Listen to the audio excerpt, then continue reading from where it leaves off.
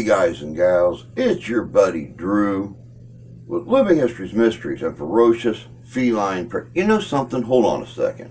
We're gonna get that out of here.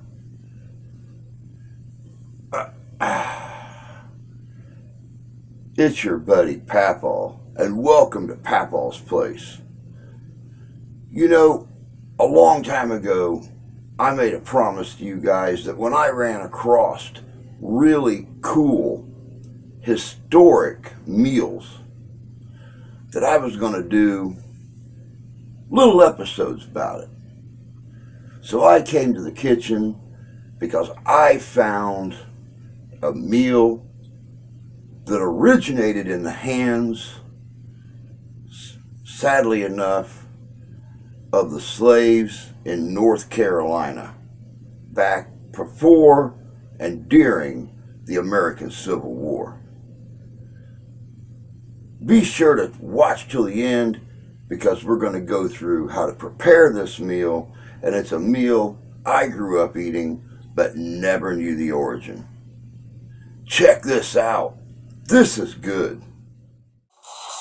This is a story of rice, peas, and pork. Simple ingredients, complex history.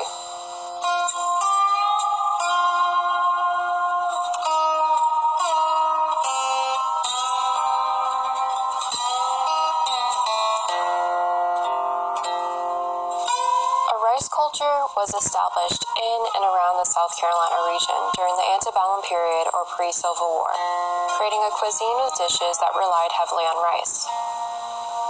This cuisine, referred to as the Carolina Rice Kitchen by food historian Karen Hess, is unique to the Lowcountry and Sea Islands region of South Carolina. The Carolina Rice Kitchen is the result of the creolization of West Africans, Native Americans, Italians, and Europeans. The Venetians designed the canals and diked water systems in the marshes where the rice grew. West Africans contributed their rice management methods and cooking techniques, and Native Americans brought their own knowledge and worked in the fields. Africans had the most influence on the final product because they were often the ones doing the cooking. By some turn of events, a species of rice called Carolina gold rice started to be grown in South Carolina in the mid-1600s. Carolina gold became wildly popular and was one of the first commercial varieties of rice to be exported all over the world. It was called Carolina gold for a reason because the rice made the Carolinas and Georgia a lot of money. The fields were also gold as well. The success and popularity of the rice helped build cities like Charleston, as well as large plantations. Unfortunately, higher demand for the rice meant higher demand for rice slaves. But the Civil War in the 1860s changed everything. Like most commodities in the antebellum South, the rice industry got hit hard. Plantations lost their labor force not only in the form of freed slaves, but also in the general population, because to date, the Civil War has the largest death toll of any American war. By the Great Depression, Carolina gold rice was obsolete. It didn't help that Carolina gold is better harvested by hand or with a small rig. It doesn't grow as well on dry land, which is how most large-scale commercial rice is grown these days. In the 1980s, a Savannah Georgian by the name of Dr. Richard Schultz collected stores of Carolina gold rice and brought it back to life. He grew and saved seeds year by year until there was enough to sell. He returned it to the South Carolina wetlands where the rice originally grew, and it is being grown on over 150 acres today. It'll likely remain too expensive to ever be produced on a massive scale, so it's probably not going to be on your local grocery store shelves in the future, unless you live in South Carolina region, of course. However, it's available to chefs and home enthusiasts alike thanks to the heirloom grain lovers like Glenn Roberts of Ansonville Farms. Carolina gold is different than the commercial varieties of rice that you can find at most stores. It's a non-aromatic, long grain that is described as starchy, rich, earthy, and hazelnutty. It doesn't easily get gummy after much cooking like a lot of modern rices do. It also maintains a pleasant bite and firmness to it. A lot of people from the South Carolina Lowcountry are religious about this rice, especially the ones that have eaten it in their youth.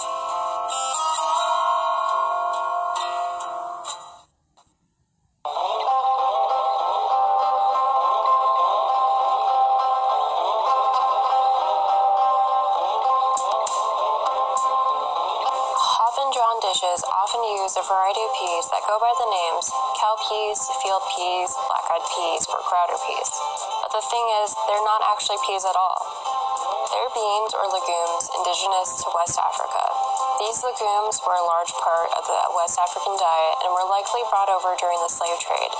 These peas may have been stocked on slave ships to feed their captives during the treacherous 3-month journey across the Middle Passage.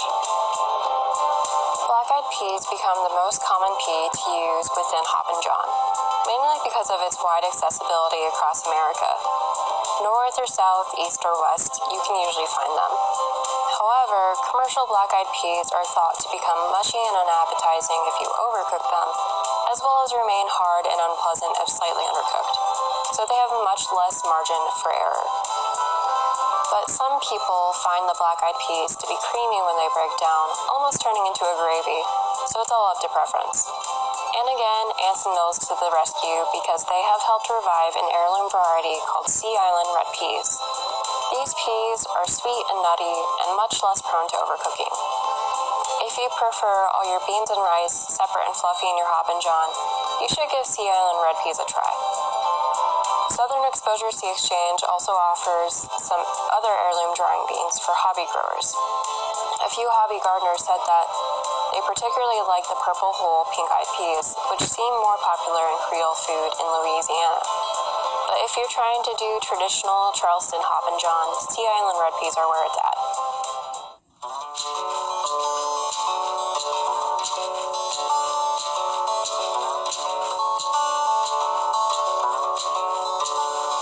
Bacon is one of the most popular forms of pork to add some meaty smokiness to Hoppin John nowadays.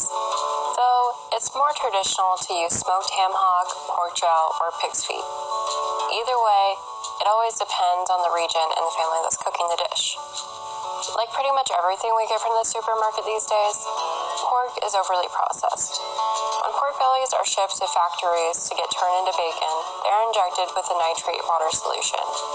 Then they're either smoked or smoke flavors added to them. This results in a watery, overly salty piece of meat that has little to no porky flavor. It loosely resembles bacon, but is not technically cured and dried, so it's not the same thing as quote-unquote traditional bacon. Bacon made the traditional way is and was cured in salt, sugar, and spices for 4 to 5 days to draw out the moisture. Then it's hung for another 4 to 5 days and smoked to perfection. So although the commercial bacon is very much more affordable when compared to traditionally cured bacon, once you try the real stuff, it's hard to go back. If you have space and a smoker, it'd definitely be worth it to try to make on your own.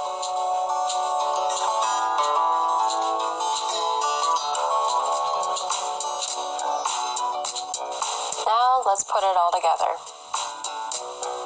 Beans and rice together are a globally popular dish. It's a good thing it's so satisfying, delicious. Just carbs on carbs. There's so many varieties. You have red beans and rice in Louisiana, Morosi Cristianos in Cuba, Guyanese cook-up rice, Peruvian taku-taku, and so many more. Hoppin John is eaten across the entire United States, but it's not always called that. For example, in Louisiana, they just call the dish black-eyed peas. Hoppin John has been eaten for centuries and has a very strong African influence, being a dish that migrated from the slave's table to the owner's table. The first time it popped up in a cookbook was Sarah Rutledge's 1847 cookbook, The Carolina Housewife. The recipe is really basic. Just 1 pound of bacon, 1 pint of peas, and 1 pint of rice. Then cook everything in the same pot. Hoppin John is also mentioned in the 1856 book Journey in a Seaboard Slave State by Frederick Law Olmsted. Like a lot of food origin stories, there's a lot of folklore and hypotheses around why the dish is called Hoppin John. Some say that children hopped around the table before they could eat the beans and rice. Others say that there was a crippled food vendor who went by the name of Hoppin John selling the dish on the streets of Charleston, South Carolina. Another possibility is that it's a corruption of the French term pigeon peas, or pois à pigeon, or it could be based on an obscure Southern saying of Hoppin John when guests were invited to a meal. All speculation, no one really knows. The dish originated in the South Carolina Lowcountry, but it spread in popularity across the U.S. One source suggests that a recipe in Southern Living magazine in the 1970s might have helped push the knowledge of this dish across America. More recently, chefs like Sean Brock and the Gullah-Geechee chef B.J. Dennis have made Lowcountry cooking more widely known and have put the cuisine of the Carolina Rice Kitchen on the map, so it might have spread with this recent wave as well. From what I can tell, Lowcountry Hoppin John should be like a good rice pilaf. All the grains of rice and peas are fluffy and separated, but cooked through. No extra liquid in the bottom of that pan, and no soupy texture. In Louisiana, they like to make a kind of saucy gravy out of their black-eyed peas to eat alongside rice. Other areas and recipes seem to make Hoppin John a bit soupy and mushy, with everything just mixed all together. I'm not sure if this is a preference or a consequence of the cooking techniques used. The reason why Hoppin John became a dish of luck to eat on New Year's Day also doesn't have a clear history. Serious Eats writer Robert Moss found a reference of it as a New Year's food in an October 1907 Charleston News and Courier advertisement that mentioned getting a shipment of cowpeas. Hoppin John might have been seen as lucky because of its ingredients, though. A lot of rice cultures see rice as lucky and eat it on New Year's Day. The large amount of individual grains you eat in a single serving can be seen as bountiful, representative of fertility and wealth. Beans or peas bring good luck because they resemble coins or shell money.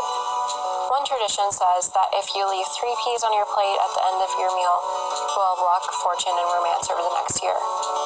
In some cases, a coin was cooked in the pot of rice and beans, and whoever got it received an extra portion of good luck. Another tradition has you count all the peas in your serving. Ideally, you'll get 1 pea for every day of the year. Pork is also eaten in many cultures for luck. Some of the reasons might be because pigs can eat pretty much anything. Give them scraps and they turn into luscious fatty meat. A pig goes from a 2 to 3 pound piglet to a 250 pound pig in 6 months, which is just crazy growth when you think about it. Likewise, sows have an average of 10 to 12 piglets after only 4 months of pregnancy. Compare that to a cow's 1 calf in 7 months, and it's easy to see how pigs might bring you growth over the next year. In some cases, people add tomato to their Hoppin John, which is supposed to bring good health. And if you really want to seal the deal with luck over the next year, you can eat leftover Hoppin John the following day, which is then called Skip and Jenny. It shows that you're thrifty and don't want to waste what you have. As the old saying goes, peas for pennies, greens for dollars, and cornbread for gold. Hoppin John is often served with stewed dark leafy greens to represent money. People use all kinds of greens, such as collard greens, turnip greens, mustard greens, kale, cabbage, and chard. The dish is also served with some good old cornbread to bring a little gold in your life. So with all that luck waiting in just one meal, it's sure to bring on some good luck and fortune over the next year.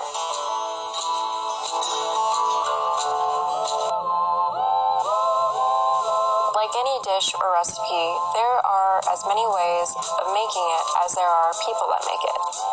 Do you cook everything in one pot, or spoon the beans over the rice? Do you keep it basic with rice, beans, pork, and onions, or do you add tomatoes and peppers and additional seasonings? How does your family cook it? What do you eat with it? Is this a new dish to you?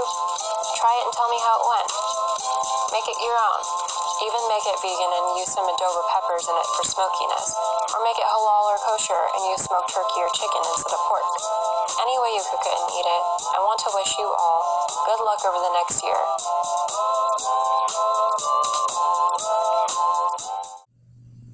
Welcome back. Hoppin John has been around for God only knows how long. The introduction of the amazing gold rice out of North Carolina really kicks up the flavor. And the nice thing about this little meal is you can adapt it, you can change it any way you like. Red beans and rice, sausage, ham, jowls, it doesn't matter. It's a great little meal, and it'll certainly fill up the family. Let's check out how to make it.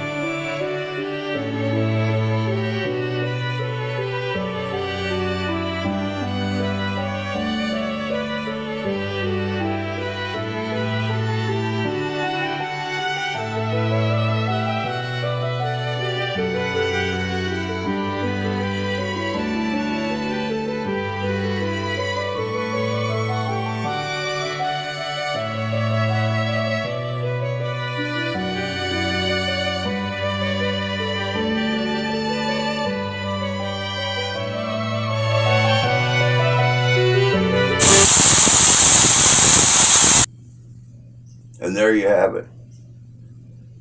As I said in the beginning, you adapt this meal, you adjust the ingredients, and you make it your own. I can't wait to make it for the wife and son. When we go down to Tennessee next month to visit my parents, there's a good possibility that some iteration of Hoppin John is going to show up on Mom and Pop's dinner table for me and the family during that week sometime. It's a beloved Southern meal, and as I've said many times, you can make it what you want it to be. I hope you guys enjoyed this first trip to Papaw's place. We'll do it again sometime. But until next time, take care of yourselves. Take care of each other. God bless you. God love you. We do.